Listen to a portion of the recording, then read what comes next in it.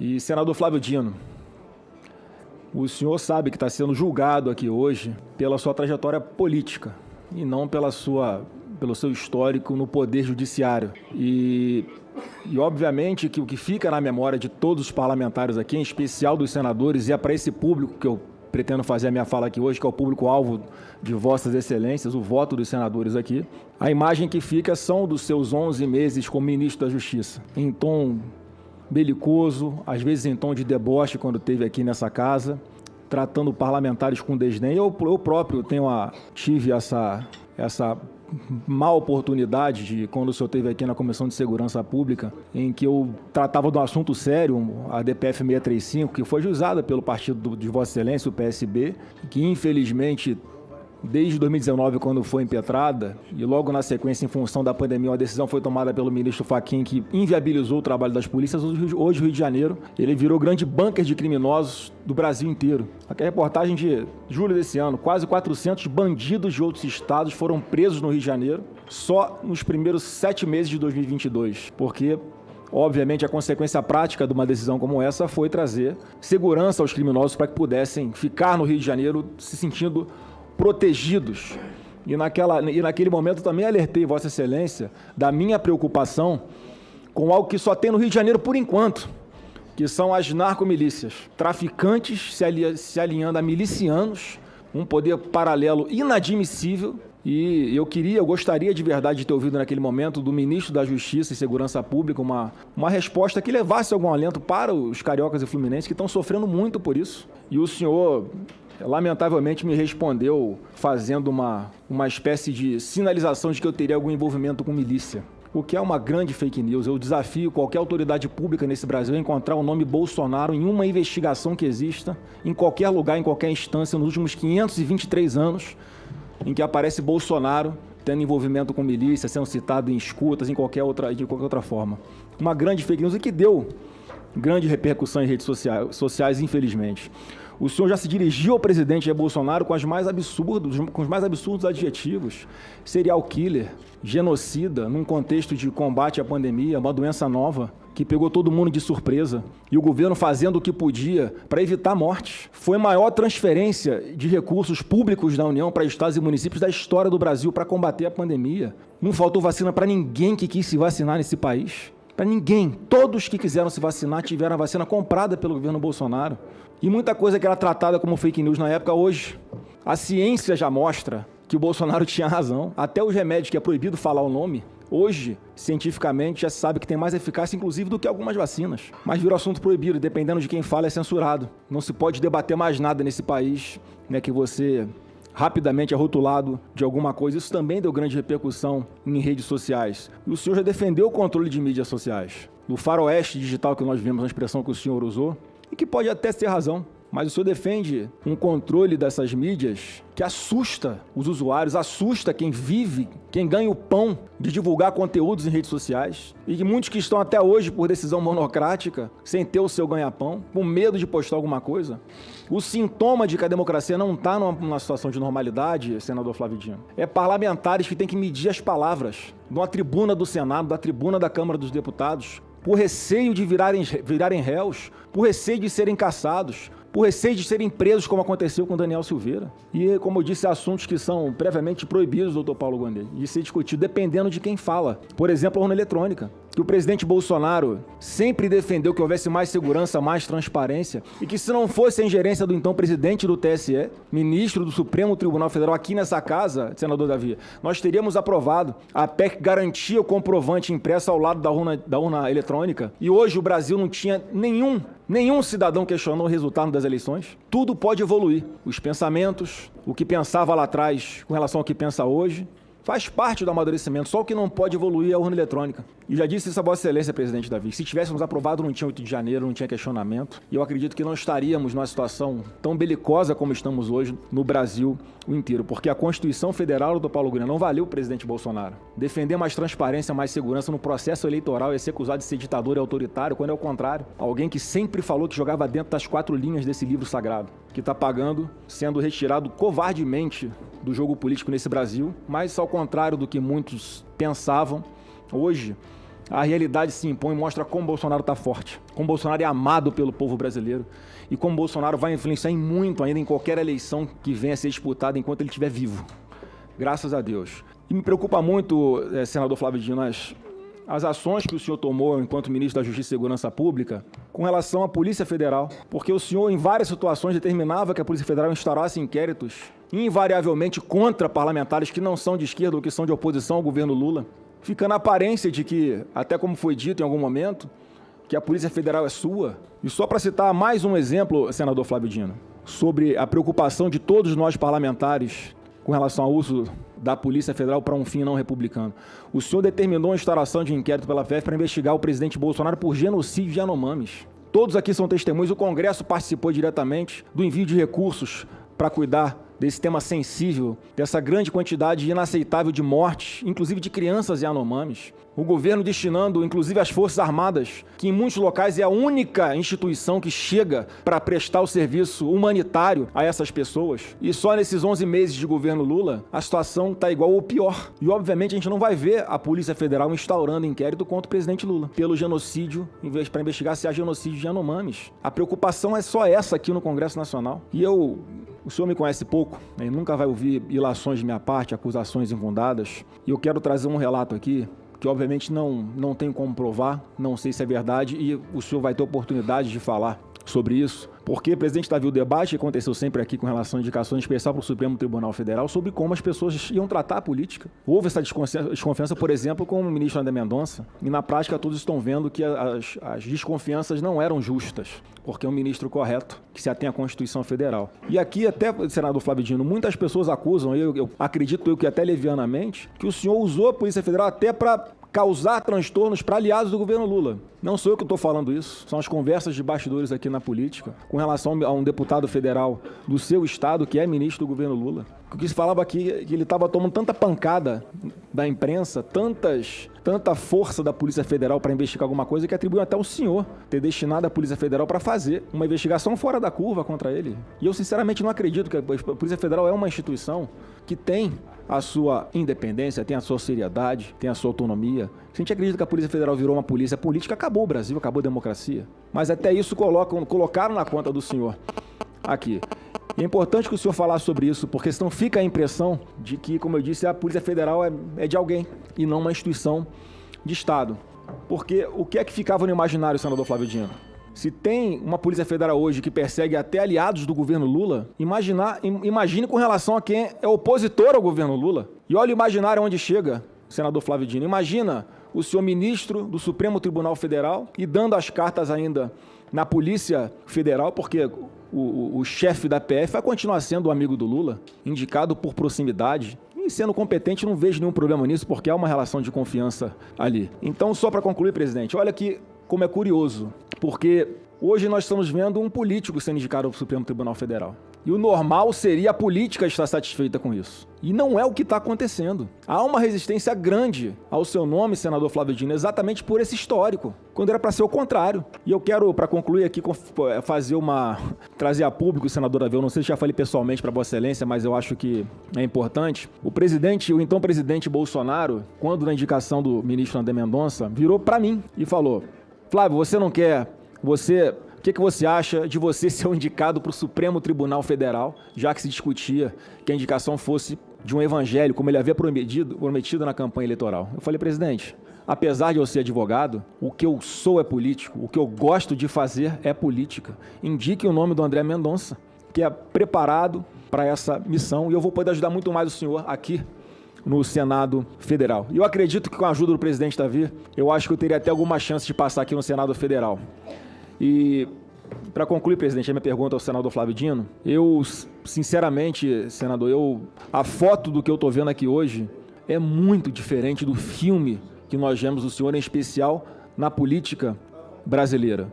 Então fica assim a pergunta, eu acho que é importante o senhor, até para distensionar, como foi dito aqui várias vezes, eu quero crer que isso vai acontecer caso o senhor seja aprovado, qual vai ser de verdade o Flávio Dino no Supremo Tribunal Federal, em especial qual vai ser o tratamento com relação aos políticos. Com a palavra o senador Flávio Dino. Com muita alegria responder os questionamentos do senador. Em primeiro lugar, sobre o Rio de Janeiro. A resposta que nós demos, senador, foi prática e não uma resposta retórica. É o estado que nós temos dedicado muita atenção.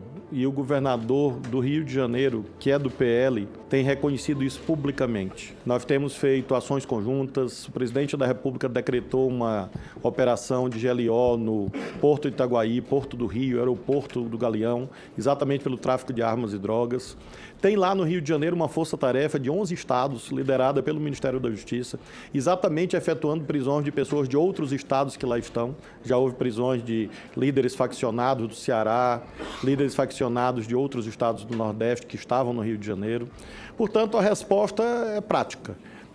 E reconhecida por toda a classe política, pela Federação das Indústrias do Rio de Janeiro, pela FIJAM. Claro que, como o senhor aludiu, é um quadro muito complexo, que vem de décadas, mas nós acreditamos que esses esforços partilhados, nossos, com o governo do Estado do Rio, com a Prefeitura do Rio, pelo prefeito Eduardo Paes, é possível sim melhorar a triste situação, dramática situação que o Rio de Janeiro enfrenta há alguns anos, há algumas décadas, eu diria. E eu, claro que tenho muita solidariedade, eu não posso, doravante, se for aprovado no Senado, liderar nenhum trabalho desse tipo, mas sempre solidário, como temos feito na prática agora, com a presença da Polícia Federal, operações integradas, GIS, apreensões recorde de armas, a apreensão de armas da Baixada Fluminense, mais de 1.000 armas, quase 2.000 armas foram apreendidas numa só operação. Houve uma operação na Barra da Tijuca, bairro que o senhor conhece bem, 47 fuzis, lá na casa de um suposto empresário que tinha uma suposta fábrica de imóveis, que na verdade era uma mera fachada para montar armas. Então tem muitos exemplos positivos dessa ação firme em relação ao Rio de Janeiro. Alguns temas que o senhor alude, infelizmente, como o senhor sabe, eu não posso responder porque envolveria pré-julgamento e poderia eventualmente gerar impedimento de suspeição. Então, o senhor alude a casos concretos sobre pandemia, sobre outras questões, que na seara política, claro, se fosse esse o caso, eu poderia responder, como sempre fiz na minha vida, mas nesse momento, infelizmente, eu não posso, exatamente porque ainda tramitam inquéritos, processos no Supremo Tribunal Federal sobre o assunto. Sobre a questão do controle de mídias, o senhor usou uma expressão que eu creio que é a chave daquilo que tantos e tantas aqui falaram. O senhor usou a seguinte expressão: todos têm que medir as palavras? Sim, claro. Sim. Esse é o ponto. Essa é a diferença fundamental. Enquanto todos não medirem as palavras, é claro que haverá perpetração de crimes em série. Isso vale para as redes sociais, o senador Petecão acabou de descrever. Se nós abrirmos, nesse momento, as redes sociais, de qualquer um aqui por amostragem, ou mesmo as minhas, nós vamos encontrar as coisas mais abjetas, impronunciáveis, criminosas, sendo escritas. Então, o problema não é que medir a palavra esteja errado, como o senhor disse. É o contrário. Medir as palavras é o certo. Eu tenho absoluta certeza que o senhor faz isso em casa e todos nós devemos fazer na vida pública. Claro que não basta. Lembremos, senador, que mesmo a relação de maior intimidade e privacidade que existe, que é a relação amorosa, é regulada juridicamente. O casamento é governado por regras. A relação amorosa que se estabelece, ela é regulada pela Constituição, pelo Código Civil. A relação de pai e filho é regulada por leis. O senhor não pode fazer o que quiser em relação aos seus filhos. Ora, se todos os âmbitos da vida humana têm regulação, onde está escrito que só a internet não pode ter?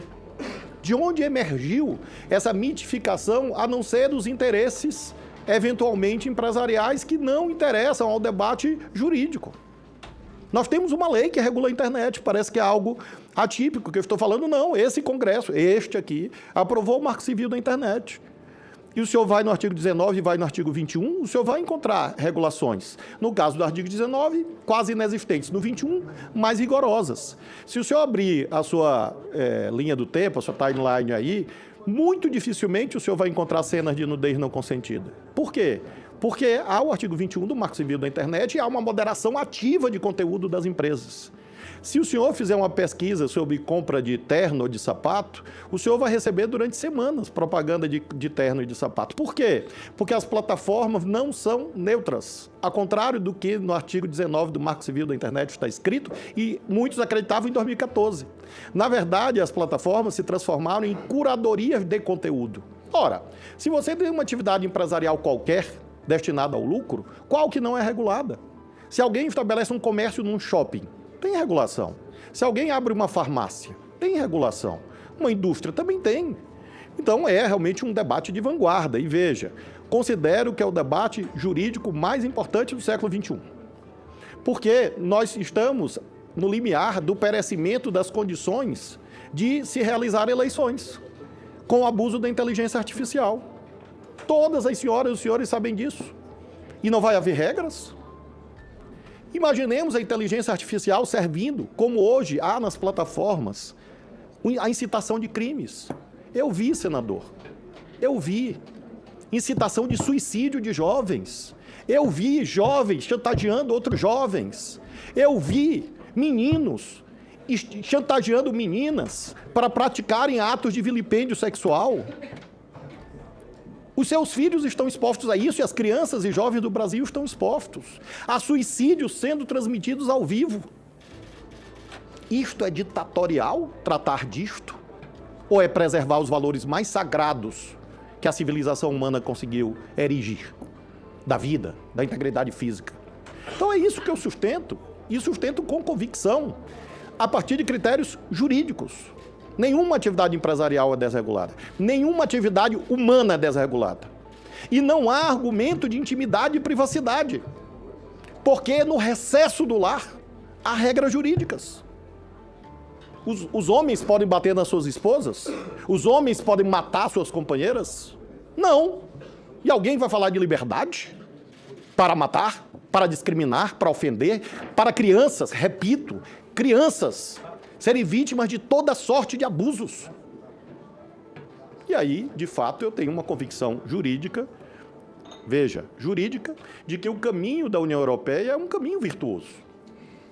A União Europeia, que é o berço, junto com o Oriente Médio, da civilização que nós construímos nas Américas.